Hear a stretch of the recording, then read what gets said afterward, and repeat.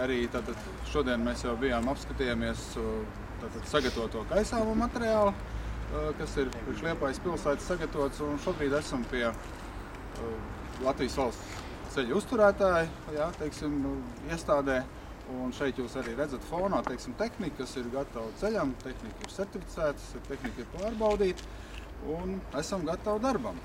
Protams, mēs ceram, izjūt no šīs varbūt nevieglās finansiālās situācijas šobrīd, kāda ir valstī un Liepājā. Ceram, ka ziema nebūs ļoti barga, bet katrā gadījumā iepriekšējā ziema maniem kolēģiem ir devusi diezgan labu rūdījumu un labu pieredzi, un es ceru, ka arī mēs esam gatavi arī variantiem, kad ziema varētu būt tāda pat, kā bija vai līdzīgi.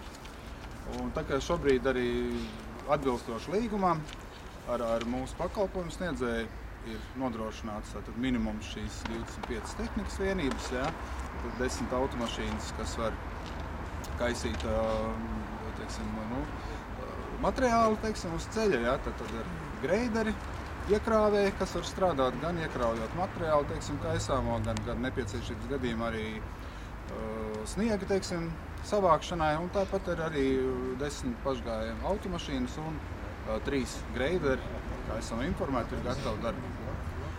Protams, varbūt tas viens ir šī tehniskā puse, un otrs ir mobilizēt teiksim, mūsu cilvēks, mūsu resursus. Tas šobrīd viss ir gatavs.